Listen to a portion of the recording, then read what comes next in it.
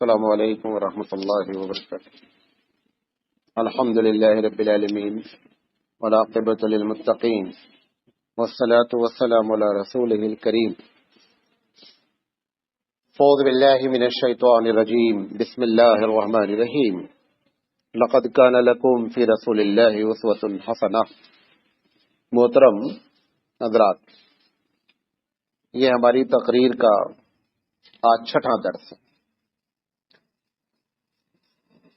ہم نے کل آپ کو یہاں تک بیان کیا تھا کہ اللہ کے رسول صلی اللہ علیہ وسلم کی شادی حضرت خدیجہ رضی اللہ تعالی عنہا سے، جس وقت نبی کریم صلی اللہ علیہ وسلم کی شادی حضرت خدیجہ سے ہوئی، اس وقت نبی کی عمر جو ہے وہ 25 سال تھی۔ حضرت خدیجہ رضی اللہ تعالی عنہا کی جو عمر ہے وہ 40 سال تھی۔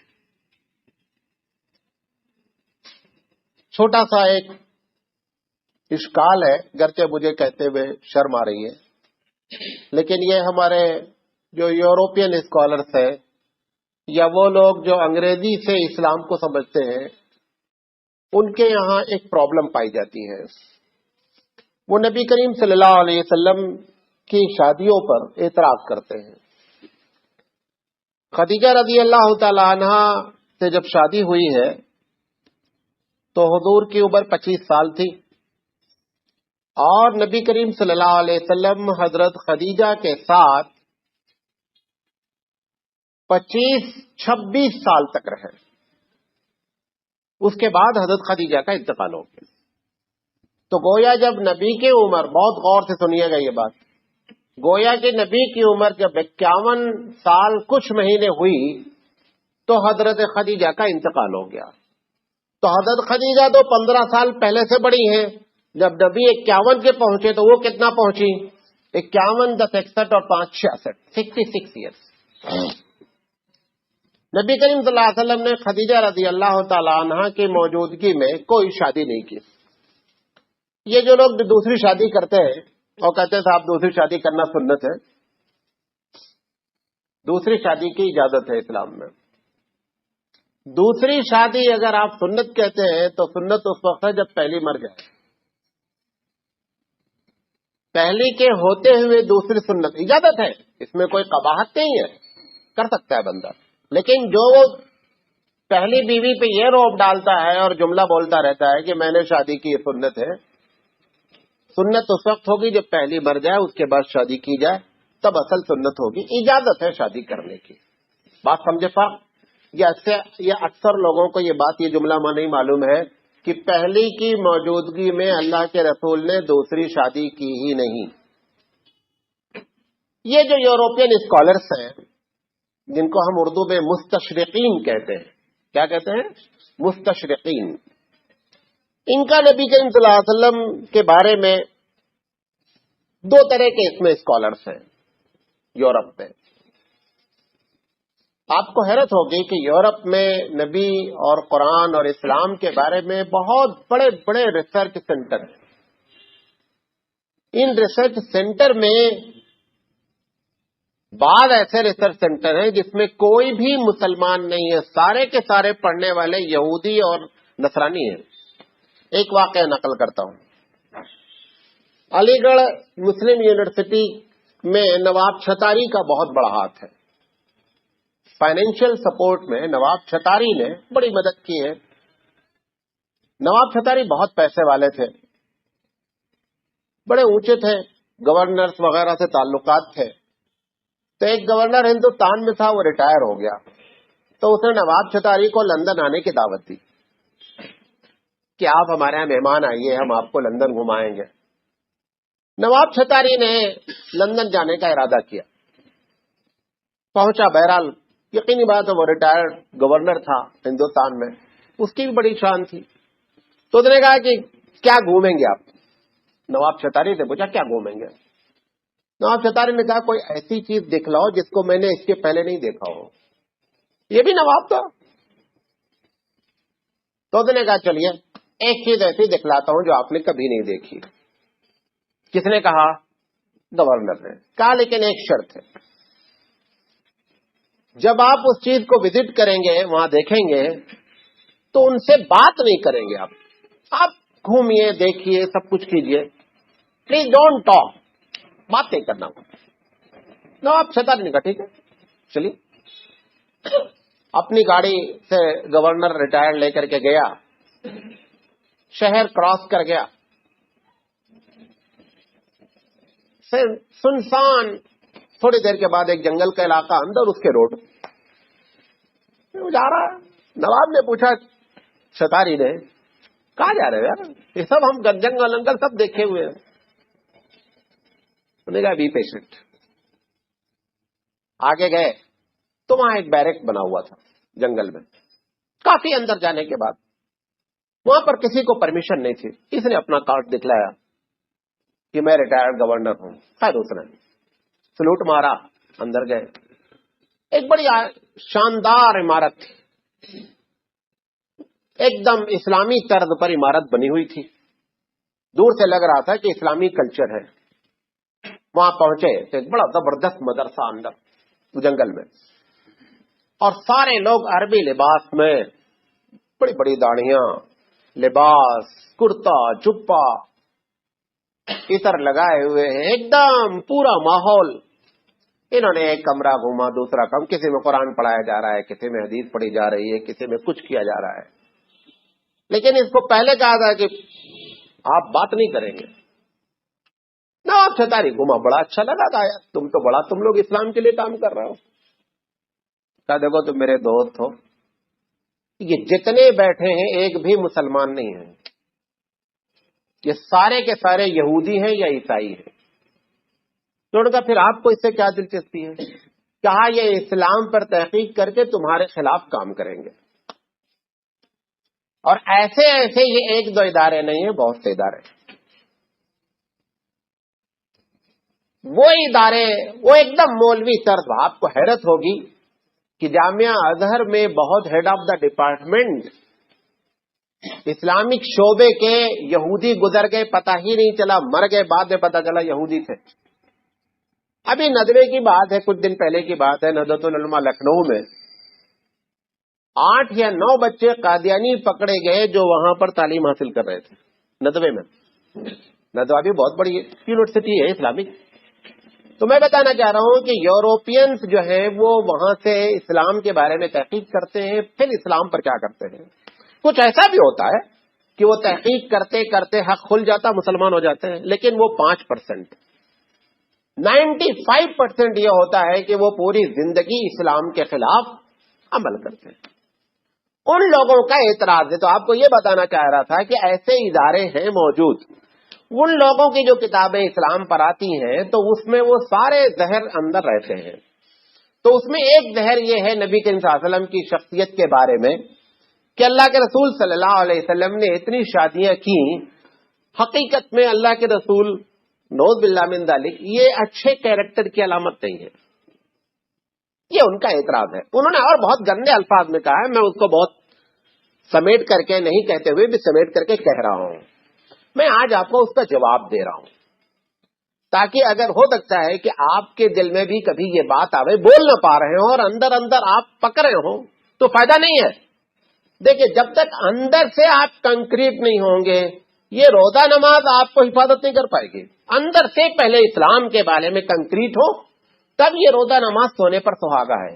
کیونکہ ایمان جو ہے نا وہ تو اصل ہے. اگر اللہ کے رسول کے بارے میں ذرہ برابر بھی آپ کے دل میں, ہمارے دل میں شک ہے, تو یہ روزہ نماز بیکار ہے, سب اس کی کوئی حیثیت نہیں.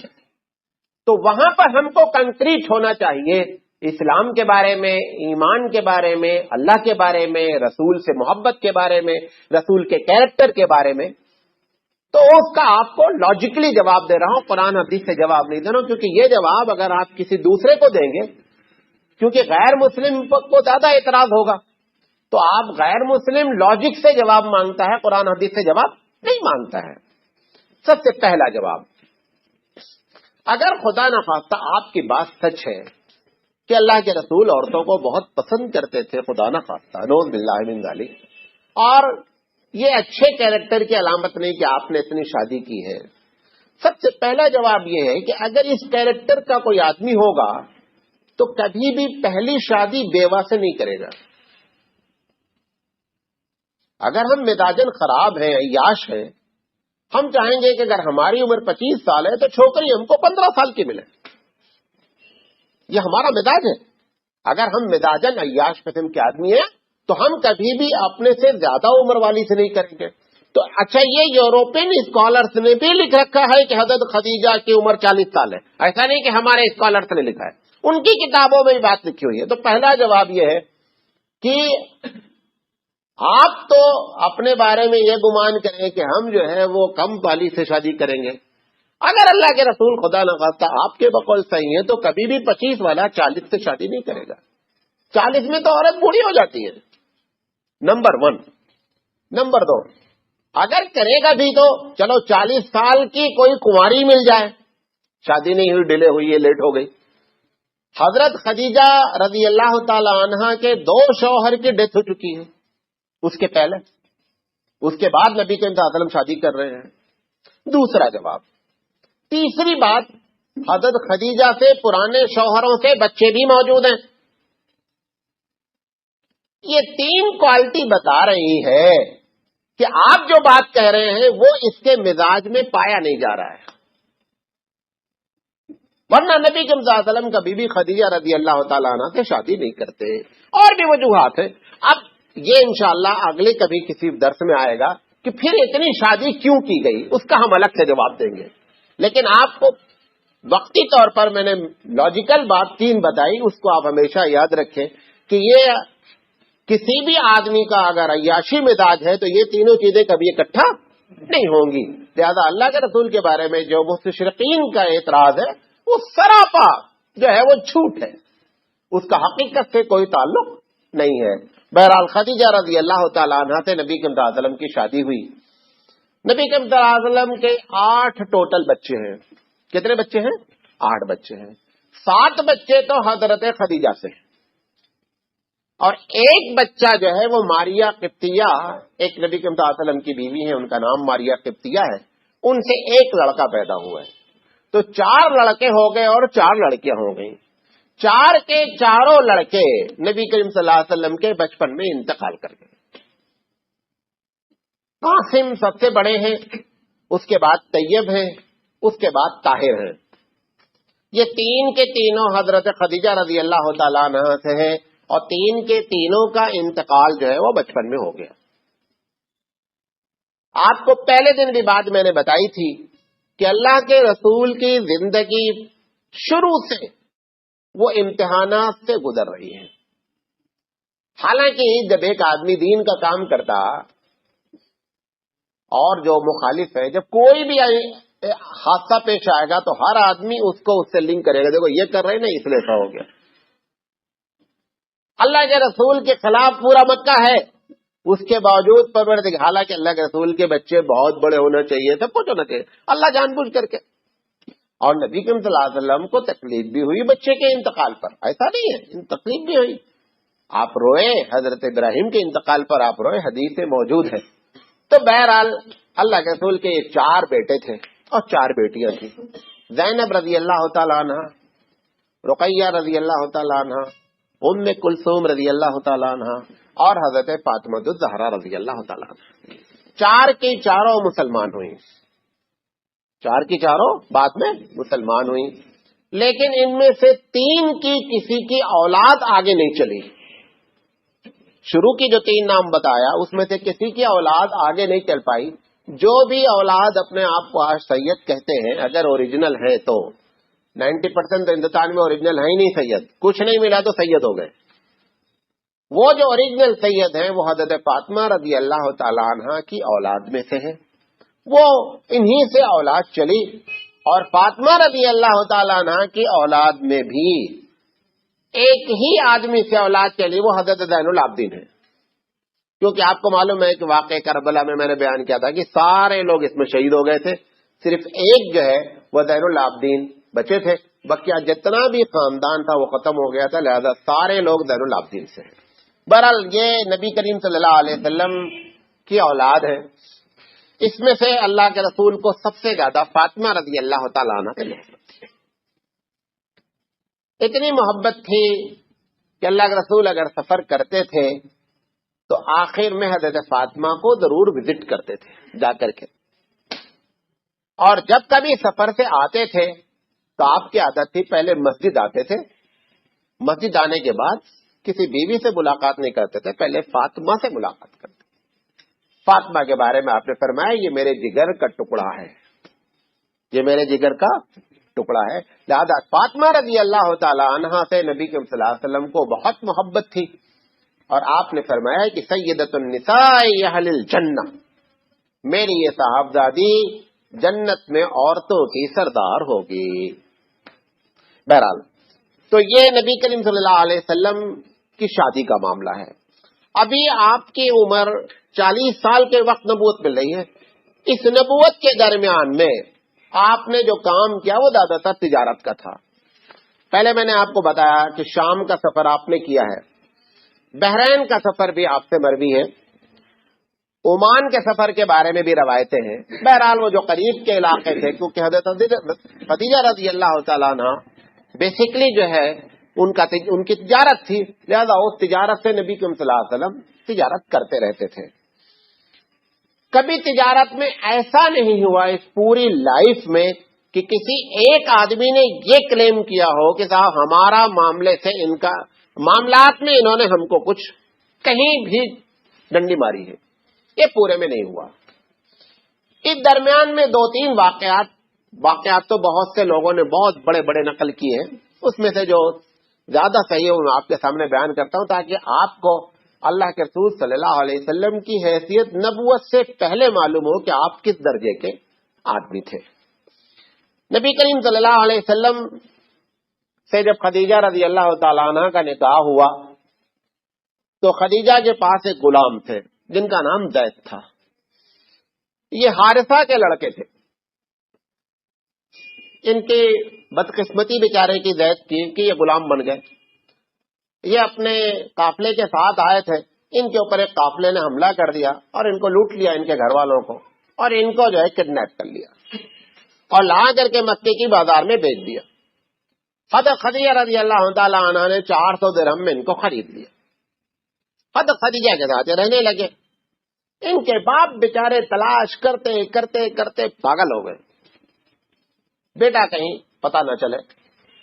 جب حضرت خدیجہ کی شادی نبی کریم صلی اللہ علیہ وسلم سے ہوئی تو آپ نے کہا کہ دیکھو یہ غلام میں آپ کو گفٹ کر دیتی ہوں، آپ کی خدمت کرے گا۔ حضور صلی اللہ علیہ وسلم نے کہا ٹھیک ہے۔ جیسے ہی وہ غلام حضور کے پاس آئے، حضور نے فرمایا تم آزاد ہو، تم کیا ہو؟ آزاد ہو۔ بہرحال وہ نبی کے ساتھ ہی رہنے لگے، انہوں نے آزادی تو ہو گئی لیکن وہ خود خدمت کرتے رہے۔ اب 2 واقعات ہیں۔ زید کے خاندان سے قافلہ حج کرنے آیا، ان کی ملاقات زید سے ہوئی۔ ان لوگوں نے حضرت زید نے اپنے قافلے کے لوگوں، قبیلے کے لوگوں کو پہچانا تو انہوں نے کہا تم یہاں ہو؟ کہاں؟ کہا تمہارا باپ تو روتے رہتے پریشان ہے۔ کہا جاؤ میرا پیغام ان کو پہنچا دینا کہ میں مکے میں ہوں اور خیریت سے ہوں اور بہت اچھی طریقے سے۔ اب وہ باپ نے جب سنا تو اپنے بھائی کو لے کر کے، یعنی حضرت زید کے چچا اور حارثہ، یہ دونوں آدمی مکے آئے، پتہ لگایا۔ ایک روایت یہ ہے کہ تلاش کرتے کرتے مکہ آئے، بہرحال جیسے بھی آئے نبی کریم صلی اللہ علیہ وسلم کے دروازے پر آئے، آ کر کے کہا کہ ہمارا بچہ آپ کے پاس غلام ہے، آپ دے دیں۔ تو جو پیسہ آپ کہیں ہم دینے کے لیے تیار ہیں، لیکن میرا بیٹا چھوڑ گئے۔ اللہ کے رسول نے کہا کوئی پیسے کی ضرورت نہیں ہے، صرف ایک بات ہے، میں تمہارے بیٹے کو تمہارے پاس دیتا ہوں، اگر تمہارا بیٹا تمہارے ساتھ نہیں جانا چاہے گا تو میں زبردستی نہیں کروں گا، میں اس کو پورا اختیار دیتا ہوں تمہارے سامنے، کوئی پیسہ تم سے نہیں لیتا ہوں۔ لیکن اگر اس نے یہ کہا کہ میں مکے میں حضور کے ساتھ رہوں گا تو میں پھر زبردستی اس کو تمہارے ساتھ نہیں بھیجوں گا۔ تو میں حارثہ نے کہا کہ یہ تو بڑے انصاف کی بات ہے کہ آپ پیسہ بھی نہیں لیں گے اور ہمارے بیٹے کو اختیار دے دیں گے، تو آپ تو بڑے حسن اخلاق والے ہیں۔ انہوں نے کہا جو بھی ہے میں بچے کو بلاتا ہوں۔ حضرت زید کو بلایا، کہا ان کو پہچانتے ہو؟ کہا یہ میرے ابا ہیں۔ کہا ان کو پہچانتے ہو؟ کہا یہ میرے چچا ہیں۔ کہا یہ آپ کو لینے آئے ہیں، آپ ان کے ساتھ جائیے۔ اللہ کے رسول صلی اللہ علیہ وسلم نے ان کو اجازت دے دی۔ حضرت زید نے کہا کہ میں ایسی ذات کو چھوڑ کر جا ہی نہیں سکتا، اب باپ کو بڑی حیرت ہوئی کہ ایک آدمی غلام ہے، اس کا باپ سامنے کھڑا ہے، ہم رو رو کر کے دیوانے ہو چکے ہیں، ایک زمانے کے بعد ہماری ملاقات ہوئی ہے، اور یہ جو ہے یہ کس کیریکٹر کا آدمی ہے کہ جس پر جو ہے یہ باپ کو ترجیح دے رہا ہے. تو حضرت زید نے بڑے کھل کر کے بات کی. انہوں نے کہا دیکھو ابا تم میرے ابا ہو، اس میں کوئی دو رائے نہیں ہے، لیکن نبی کریم صلی اللہ علیہ وسلم کی محبت میرے دل میں اتنی زیادہ ہو چکی ہے، میں پوری دنیا کو ان کے مقابلے میں کوئی حیثیت نہیں سمجھتا. آپ سے ان کا واسطہ نہیں ہے، میں ان کے ساتھ رہ رہا ہوں، اٹھ رہا ہوں، بیٹھ رہا ہوں، لہذا یہ میں چھوڑنے کے لیے قطعی تیار نہیں ہوں. میں مر جاؤں یہ گوارا ہے، لیکن میں اللہ کے رسول کو چھوڑ نہیں سکتا. یہ واقعہ آپ اندازہ کریں کہ غلامی بہت ہی بری چیز ہے. بھئی کسی آدمی کو آپ کمرے میں 20 سال بند رکھیں اور اچانک اس کے چھوڑنے کا وقت آ جائے، وہ کیا کرے گا؟ ارے بھاگے گا سرپٹ. لیکن اللہ کے رسول صلی اللہ علیہ وسلم نے ان کو آزاد ویسے بھی کر دیا تھا، لیکن نبی کریم صلی اللہ علیہ وسلم کے اخلاق اتنے بلند تھے کہ زید بن حارثہ نے نبی کریم صلی اللہ علیہ وسلم کو اپنے باپ اور چچا پہ ترجیح دی. بہرحال باپ اور چچا چلے گئے واپس، نبی کریم صلی اللہ علیہ وسلم کی خدمت میں یہ رہے. ایک واقعہ، یہ واقعہ بعض لوگ سمجھتے ہیں نبوت کے بعد کا ہے، یہ واقعہ نبوت سے پہلے کا ہے. ابھی ہم نبوت تک پہنچے نہیں ہیں، ہم اسی سیریل سے چل رہے ہیں، ابھی ہم نبوت تک پہنچے نہیں ہیں.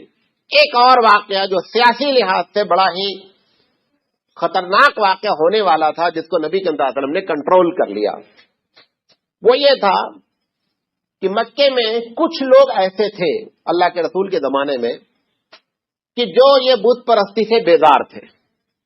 بیزار اس معنی میں تھے کہ بیٹھ کر کے کہتے تھے کہ یہ کیا چکر ہے یار، اپنے ہاتھ سے ہم بت لاتے ہیں اور اس کو کاٹتے ہیں، چھاٹتے ہیں، اور پھر ان کے سامنے جو ہے ہاتھ، یہ اپنی کھوپڑی میں گھستا نہیں. نبی کریم صلی اللہ علیہ وسلم تو خیر بچپن سے بیدار تھے، یہ لوگ بڑے ہونے کے بعد ان کو ہوش و حواس آیا تو یہ آدمی، تو اس میں 4 آدمیوں کا نام جو ہے وہ سر فہرست آتا ہے. ایک ورقہ بن نوفل ہے، ایک عبداللہ بن جہش ہے، ایک عثمان بن حرث ہے، اور ایک زید بن عمر ہے. یہ 4 لوگوں نے میٹنگ کی، کہا اچھا ایک تو یہ ہے کہ یہ بت بیکار ہے، لیکن کم سے کم حق کی تلاش تو ہونی چاہیے کہ حق ہے کہاں. تو اس میں سے عثمان بن حارث نے کہا کہ میں دور دراز علاقوں کا سفر کرتا ہوں، دیکھتا ہوں کہیں کچھ بات صحیح معلوم ہو تو وہ لا کر کے ہم مکے میں اس کو جو ہے اس کا پرچار کریں گے، لوگوں کو بتائیں گے. بہرحال یہ پہنچتے پہنچتے قسطنطنیہ پہنچے. قسطنطنیہ میں ہرقل تھا بادشاہ، وہاں پر انہوں نے جا کر کے اپنی بات کہی کہ میں صاحب اس سے بیزار ہو کر کے آیا ہوں، آپ کا کیا مذہب؟ اس نے کہا ہم لوگ عیسائی ہیں اور یہ ہمارا مذہب ہے. بہرحال انہوں نے کہا کہ اس سے تو بہتر ہے، انہوں نے عیسائیت کو قبول کر لیا. ابھی نبی کریم صلی اللہ علیہ وسلم کی نبوت کا اعلان نہیں ہوا ہے، اس نے عیسائیت قبول کر لیا. کرنے کے بعد دربار میں رہنے لگا اور بادشاہ اس کی بڑی عزت کرتا تھا عثمان کی. اب وہ عزت جو کر رہا تھا اس کی ایک پلاننگ تھی. جب اس نے ان کو کافی اپنے انڈر میں کر لیا، کافی دینا دلانا ہوا، تو اس کا یہ ہوا کہ اگر ہم مکے پر اپنا قبضہ جما لیں تو یہ تجارت کا ایک بڑا اہم راستہ ہے، تو اس پر ہمارا اگر قبضہ ہو جائے تو ہمارا معاملہ بن جائے گا.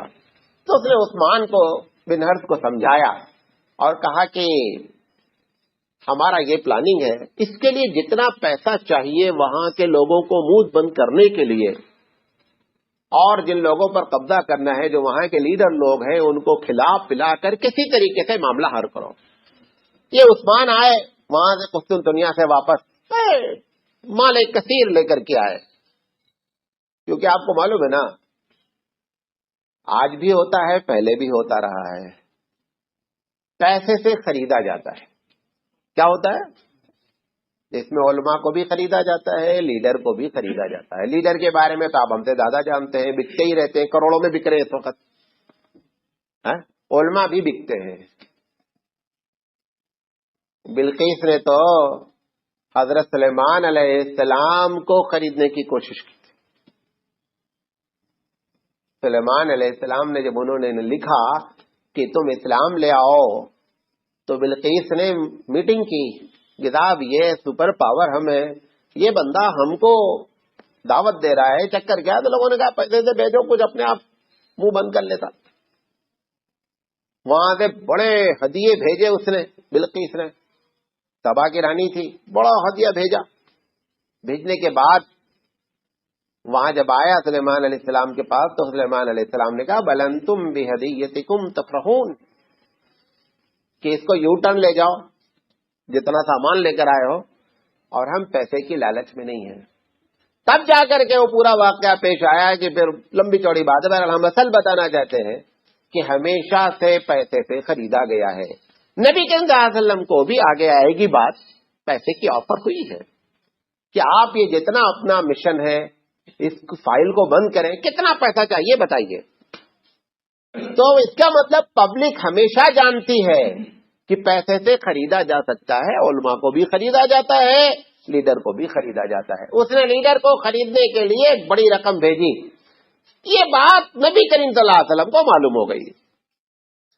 نبی کریم صلی اللہ علیہ وسلم، حالانکہ ابھی تو نبوت نہیں ہوئی تھی، نبی کریم صلی اللہ علیہ وسلم نے قریش کو بلایا، کہا یہ تو بڑا خطرناک معاملہ ہے، یہ تو ساری پوری تمہاری تجارت پر قبضہ ہو جائے گا اور تم ایک دم مفلوج ہو کر کے رہ جاؤ گے۔ یہ جتنا پیسے کا آفر ابھی کر رہا ہے چند دن کے بعد ختم ہو جائے گا معاملہ، پیسہ تمہارا تو پوری زندگی کا جو ہے وہ معاملہ ختم ہو جائے گا، تمہارا بزنس اس کے ہاتھ میں چلا جائے گا۔ بہرحال قریش نے پھر نبی کریم صلی اللہ علیہ وسلم کا شکریہ ادا کیا اور کہا کہ تم نے ایک بڑی مصیبت سے، ورنہ ہم لوگ تو اس کے چنگل میں آ جاتے۔ بہرحال نبی کریم صلی اللہ علیہ وسلم نے پورے مکے کو اور اطراف و اکناف کو اس سیاسی چال سے محفوظ فرمایا۔ یہ دوسری آپ کی بہت بڑی حکمت تھی۔ تیسری حکمت، یہ جو بیت اللہ ہے، اندازہ یہ ہے صحیح بات، صحیح تاریخ سے، کہ اب تک کے 5 مرتبہ تعمیر ہوا ہے۔ کتنی مرتبہ تعمیر ہوا ہے؟ 5 مرتبہ۔ سب سے پہلی تعمیر حضرت آدم علیہ السلام نے کی ہے۔ آدم علیہ السلام کے بعد جو کچھ بھی ہوا، سیلاب کی وجہ سے، طوفان نوح کی وجہ سے، کسی وجہ سے بیت اللہ جو ہے وہ ایک دم زمین کے برابر ہو گیا۔ ابراہیم علیہ الصلوۃ والسلام اور ان کے صاحبزادے اسماعیل علیہ الصلوۃ والسلام نے دوبارہ اس کی تعمیر کی۔ یہ سیکنڈ تعمیر ہے۔ تیسری تعمیر نبی کریم صلی اللہ علیہ وسلم کی جب عمر 35 سال تھی اس وقت ہوئی۔ واقعہ یہ ہوا اس میں کہ بیت اللہ کی جو دیواریں تھیں وہ تقریباً 6 فٹ کی تھیں۔ آج تو تقریباً 7 فٹ پہ دروازہ لگا ہوا ہے، پہلے ٹوٹل وہ سمجھ جاؤ جتنے میں دروازہ لگا اتنی ہی دیوار تھی، اور اس کے اوپر چھت نہیں تھی۔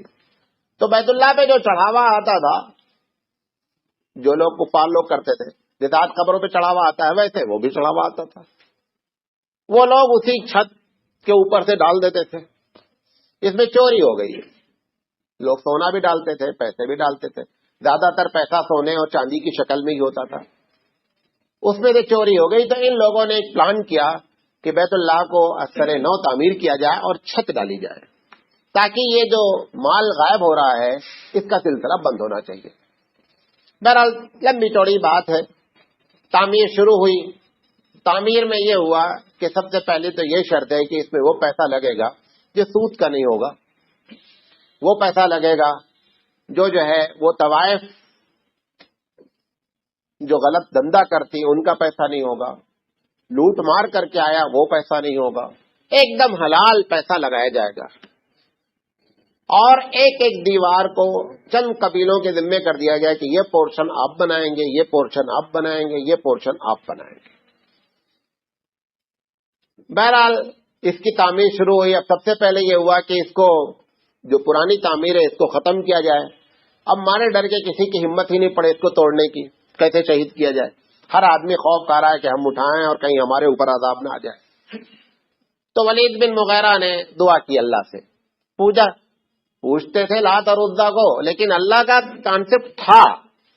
انہوں نے اللہ سے دعا کی، اللہ دیکھو میں یہ تیرے گھر پہ کلاڑا چلانے جا رہا ہوں، لیکن تو اچھی طرح جانتا ہے کہ میری نیت اثر نو اچھا بنانے کی ہے۔ لہذا ولید بن مغیرہ نے پہلے اس کے اوپر ہاتھ چلایا۔ سارے لوگ قبیلے والے بیٹھے تھے، وہ دیکھ رہے تھے کہ کچھ ہوا تو ہم ہاتھ نہیں لگائیں گے۔ بہرحال انہوں نے 2-4 اینٹیں اس کے نکال کر کے کنارے کی انہوں نے کہا ابھی نہیں، رات گزر جانے دو، اگر رات گزر گئی اور ولید بن مغیرہ کو کچھ نہیں ہوا تو ہم لوگ پھر صبح اپنا اپنا کام اسٹارٹ کریں گے۔ اس میں تاریخ ابن ہشام میں لکھا ہوا ہے کہ اس کے اندر ایک مشہور تھا کہ ایک سانپ رہتا ہے۔ آپ نے کبھی کبھی دیکھا ہے کہ بعض کتابوں میں بیت اللہ کی تصویر بناتے ہیں، اس کے اوپر سانپ رہتا ہے اور ایک پرندہ اس کو اٹھا کر لے جاتا رہتا ہے نا، وہ یہی واقعہ ہے۔ وہ بعض لوگوں نے اس واقعے کی تصدیق کی ہے، بعض لوگوں نے نہیں۔ بہرحال ابن ہشام نے لکھا کہ وہ اس پر سانپ رہتا تھا، اس کی وجہ سے وہ کبھی کبھی نکلتا تھا اندر سے، تو جب وہ نکلتا تھا نا تو کوئی اس کے قریب نہیں جاتا تھا بیت اللہ کے، ہر آدمی ڈرتا تھا۔ وہ اتفاق سے جب یہ تعمیر کرنے کا پروگرام بنائے تو نکلا وہ۔ اب جب نکلا تو کچھ لوگوں نے یہ اس سے مانا لیا کہ صاحب تعمیر ہونا نہیں چاہیے تبھی یہ نکلا ہے۔ بہرحال وہ نکل کر اس کی اوپر والی جو دیوار تھی، چھت تو تھی نہیں، اس کی دیوار پر وہ تھا، اتنے میں ایک پرندہ آیا اور اس نے پنجے میں پکڑا، سانپ کو لے کر کے چلا گیا۔ تو لوگوں نے کہا کہ نہیں، اللہ چاہ رہا ہے کہ تعمیر ہو، دیکھو یہ ایک زمانے سے خطرہ اندر موجود تھا اور اس کو اللہ تعالیٰ نے ہٹایا، لہذا اس کی تعمیر ہونی چاہیے۔ بہرحال ولید بن مغیرہ نے اسٹارٹ کیا، پورا دن کوئی ساتھ نہیں دیا، رات گزر گئی، ولید بن مغیرہ کو کچھ نہیں ہوا۔